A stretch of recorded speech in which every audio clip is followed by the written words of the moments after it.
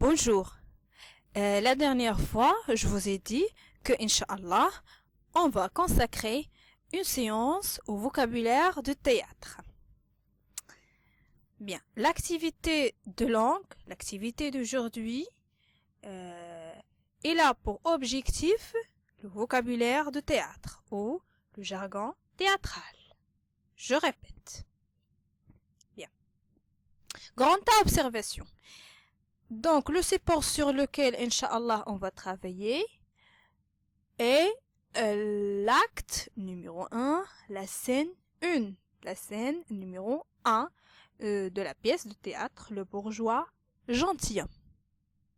Bien, revenons à l'extrait.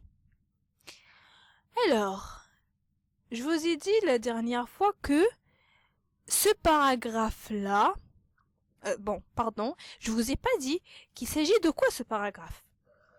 Je vous ai dit qu'il s'agit seulement d'un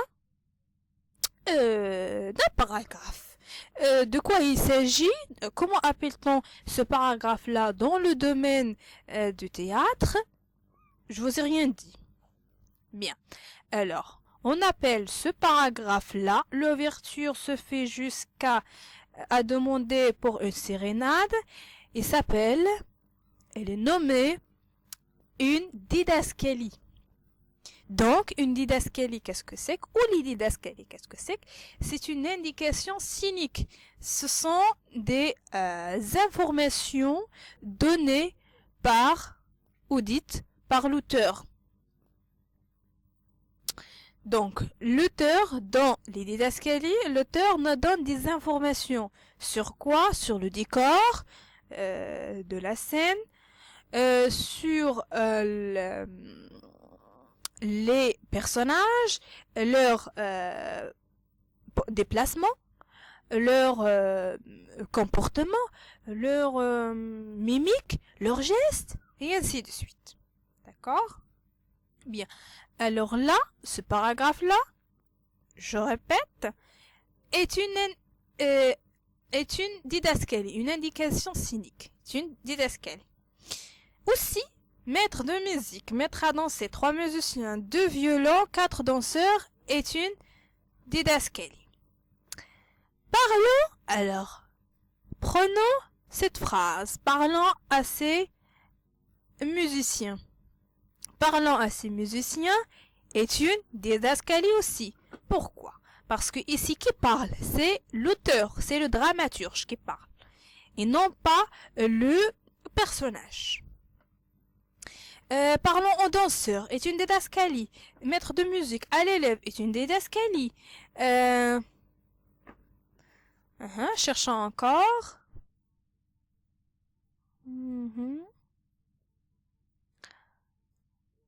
Voilà, donc on a presque 4 didascalies seulement. À l'élève, parlant au danseur, parlant à ses musiciens, maître de musique, maître à danser, donc 4. Alors, 1, 2, 3, 4, 5. Donc on a 5 didascalies ici dans la première scène. Bien.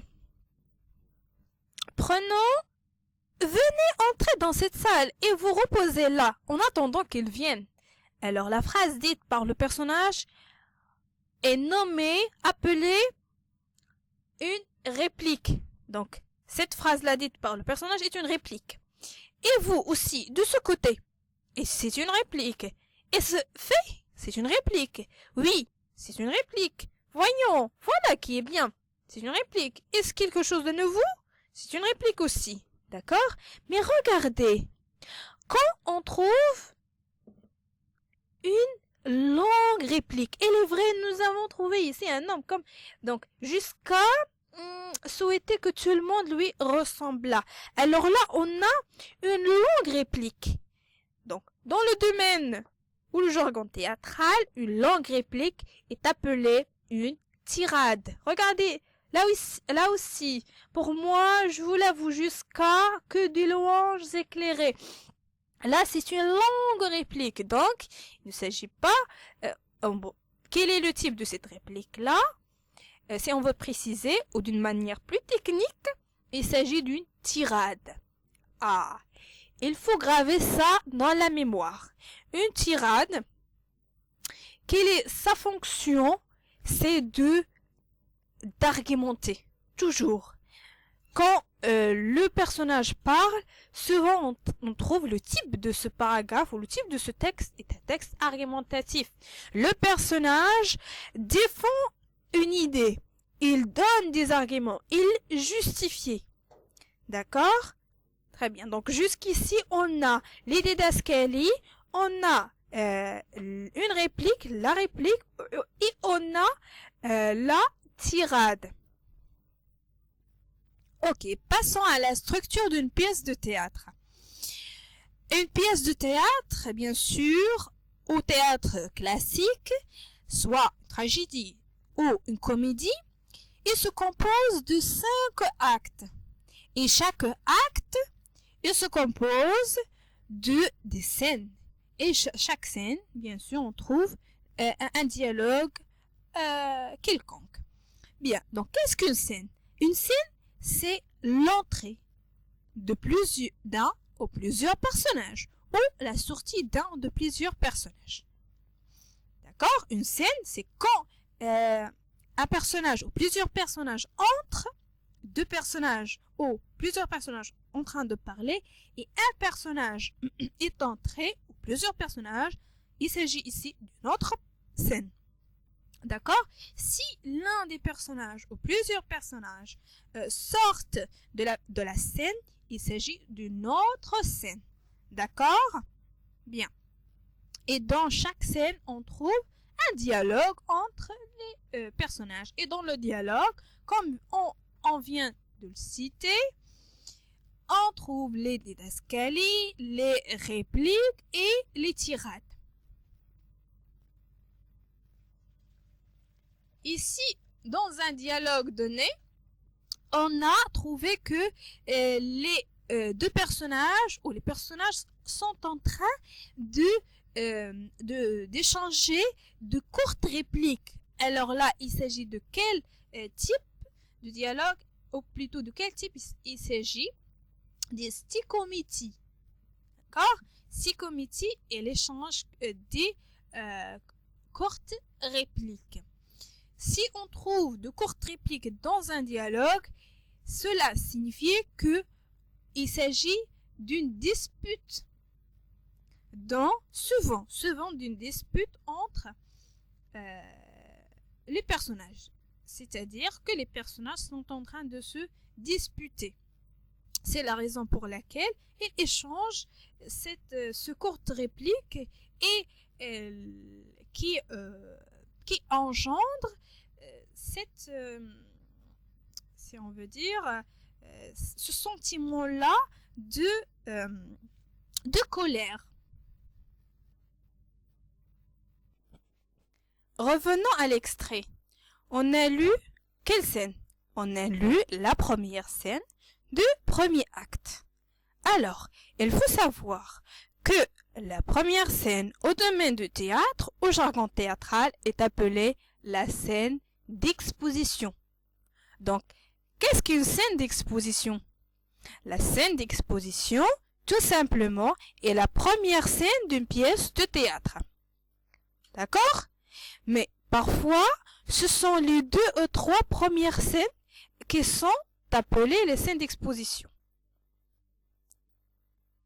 On est d'accord? La scène d'exposition est la première scène d'une pièce de théâtre. Parfois, ce sont les 2 ou 3 premières scènes qui sont appelées les scènes d'exposition.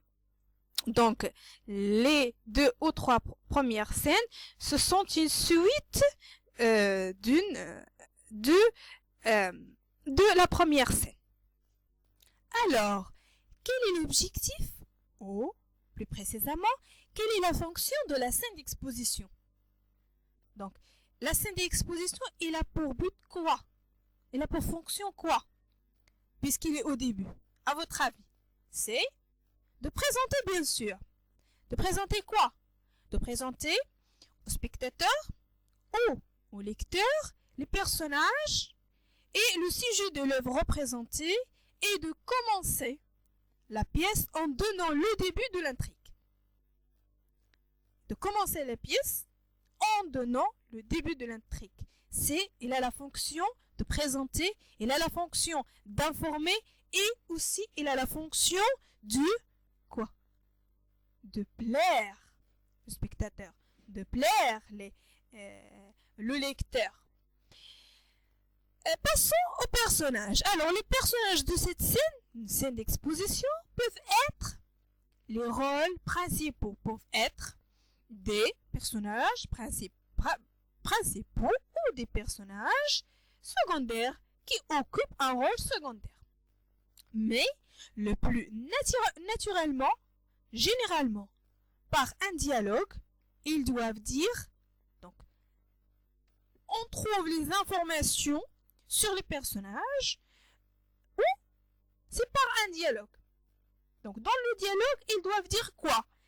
Qui ils sont, les rapports qu'ils ont entre eux, et où ils sont, et pourquoi ils sont là, et ce qu'ils doivent faire, ce qu'ils comptent faire. D'accord? Bien. Récapitulons, résumons, la scène d'exposition d'une pièce de théâtre correspond à la situation initiale du schéma narratif d'un conte, d'un roman, d'une nouvelle, d'accord, ou autre récit en général. Il est aussi, si on veut ajouter une autre idée, il est aussi comparable à l'incipit d'une pièce musicale. Vous connaissez si on parle de l'opéra, d'une pièce musicale ou d'un roman, il permet de présenter les personnages qu'il est en général et leur situation initiale. Synthèse. Récapitulons. Le vocabulaire de théâtre. Premier mot, acte, un nom masculin, partie de la pièce qui marque les éléments importants de l'action. Traditionnellement, une pièce classique est composée de 3 ou 5 actes divisés en scènes. Dialogue. Qu'est-ce qu'un dialogue? Échange entre deux personnages d'une pièce de théâtre. Didascalie, qu'est-ce que c'est? Indication scénique donnée par l'auteur pour guider le jeu du comédien. Souvent écrite en italique, il peut préciser les gestes, les déplacements, les mimiques ou le ton du personnage. C'est-à-dire s'ils sont heureux, s'ils sont malheureux. Dramaturge. Dramaturge, c'est l'auteur d'une pièce de théâtre. Metteur en scène. Il dirige la mise en scène en respectant ou en s'éloignant du texte et des intentions initiales de l'auteur. On parle ainsi parfois de réécriture scénique.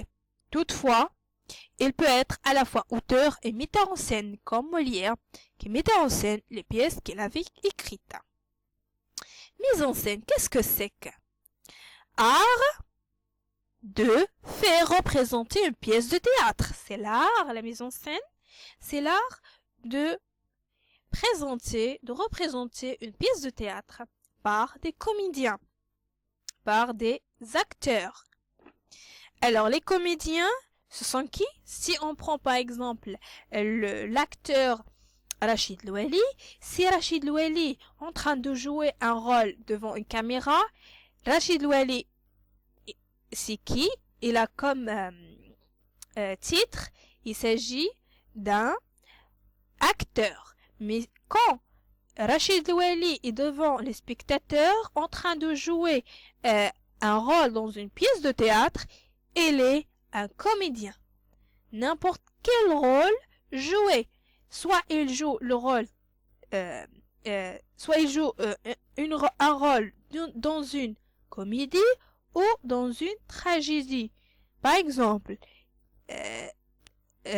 on appelle dans les deux genres un comédien. Donc, le comédien, c'est une personne qui joue un rôle dans une pièce de théâtre quelconque. De les guider dans leur jeu et de décider de tout ce qui les entoure. Donc, la mise en scène, il guide aussi le jeu et tout ce qu'ils doivent faire. Décors, costumes, etc. Les mises en scène imaginées par les metteurs en scène peuvent faire varier considérablement la réception de la pièce au cours des siècles, jusqu'à ce qu'on modifie les messages initiaux. Un monologue. Qu'est-ce qu'un monologue? Tout simplement, quand le personnage est tout seul sur la scène et en train de parler à lui-même, il s'agit d'un monologue. Donc, toute la réplique, c'est un monologue. Ou toute la scène, c'est un monologue. D'accord? Pourquoi? Parce qu'il est tout seul. Il ne parle à personne. Monologue, scène où un personnage est seul sur scène et où il se parle à lui-même. Le véritable destinataire est en réalité le public. Donc, c'est-à-dire, il parle au public. Il parle normalement. On a l'apparence qu'il parle à lui-même, mais au vrai, il parle au public. Souvent pour annoncer un projet ou pour exprimer des idées ou des sentiments. Une réplique. Texte prononcé sans être interrompu par un même personnage au cours d'un dialogue. Scène. Division d'un acte entre l'entrée et la sortie d'un personnage. Tirade. Longue suite de phrases prononcées par un même personnage sans interruption. Dénouement, il s'agit des dernières scènes d'une pièce de théâtre, là où l'intrigue se résout et où un ordre nouveau est institué. La scène d'exposition, ce qu'on vient d'expliquer, d'élucider. La scène d'exposition est le début d'une pièce de théâtre, de la pièce, qui présente au spectateur les personnages, le début de l'intrigue et donne la tonalité de la pièce. L'exposition peut s'étendre de la première scène à tout le premier acte. Parfois. D'accord? Parfois. Mais ça, c'est rare, en fait. Pas tout à fait rare, mais bon. L'intrigue, suite de nœuds, d'événements et d'actions qui constituent une pièce de théâtre. C'est l'intrigue qui sous-tend la progression dramatique. Le nœud, point culminant de l'intrigue dramatique où tout est mêlé, mais où aucune solution ne semble possible. Péripétie, événement inattendu qui modifie et fait évoluer l'intrigue dramatique. Aparté, parole que le personnage dit à l'intention du public. Donc, regardez, imaginez que les personnages sont en train de parler entre eux et l'un des personnages a parlé, tout le monde se tait et l'un des personnages parlait au public. Mais regardez, a parlé tout seul, a parlé à part. Par exemple, a mis sa main sur sa bouche, il a dit « Oh, regardez ce monsieur-là, il est comment? Il s'habille comment? Il est vraiment sale, par exemple. » Bon, j'ai trouvé que cet exemple. Donc là, quand il a mis la main sur la bouche, les autres personnages, ils ont fait comme ils n'ont rien entendu. N'est-ce pas? Mais la parole ou la réplique dite par ce personnage-là est destinée au public. D'accord? Donc, il s'agit de quoi ici? Il s'agit d'un aparté. Donc, l'aparté, qu'est-ce que c'est? C'est une parole ou des paroles que le personnage dit à l'intention du public et que les autres personnages sur scène ne doivent pas entendre. Ils font, c'est comme ils n'ont rien entendu. le canevas. Éléments principaux d'une intrigue que le comédien doit connaître et autour desquels il improvise pour jouer une pièce de théâtre. Le canevas était très utilisé par les comédiens de la commedia dell'arte. La commedia dell'arte, il s'agit de théâtre, il relève du théâtre de l'Italie. Alors le canevas, qu'est-ce que c'est? Tout simplement, c'est la structure de l'histoire. C'est le canevas. Coup de théâtre. Rebondissement inattendu de l'intrigue qui permet souvent de la faire avancer, voire de la dénouer. Donc le coup de théâtre, c'est quand un événement ou quand un personnage entre d'une manière soudaine, brusque. Là, il s'agit d'un coup de théâtre. D'accord? C'est quelque chose qui se passe brusquement. La double énonciation. Il s'agit d'une même parole qui n'a pas le même sens ou les mêmes implications pour les personnages et pour le public. Les spectateurs, du fait de leur statut, reçoivent davantage d'informations sur les actions à venir que les personnages présents sur scène et sont donc privilégiés. Donc la double énonciation, qu'est-ce que c'est? Tout simplement quand, par exemple, un comédien parle, quand il parle, il donne des informations, n'est-ce pas? Donc ces informations-là, données aux personnages qui sont à côté, c'est une énonciation, d'accord? Et au fur et à mesure, ces informations-là données aux personnages, aux autres comédiens, ce sont aussi destinées au public. Donc, il s'agit d'une double énonciation. Il parle aux personnages, aux autres personnages, il parle aux autres comédiens, et au fur et à mesure, il parle au public, en fait. D'accord? Bien. La mise en abîme au théâtre, il s'agit d'une pièce ou d'une scène qui représente elle-même. Donc, mise en abîme, c'est quand moi, par exemple, imaginez que je suis un spectateur et je suis en train de voir une pièce de théâtre. Alors, dans cette pièce de théâtre-là, les comédiens, ils jouent donc l'histoire, ou plutôt, ils jouent tout simplement une autre pièce de théâtre. Vous voyez? Donc, moi, je suis en train de regarder une pièce de théâtre et les comédiens, ils sont en train de jouer une pièce de théâtre. Donc, il s'agit ici de quoi? D'une mise en abîme. Quiproquo. Quiproquo, situation où un personnage commet une erreur en prenant une personne ou une chose pour une autre. C'est un ressort récurrent de la comédie. Psychométie, enchaînement de répliques très courtes de manière très rapide pour donner du dynamisme et de l'intensité à une scène. Il marque souvent le conflit. Donc, je vous ai déjà expliqué qu'est-ce que la psychométie.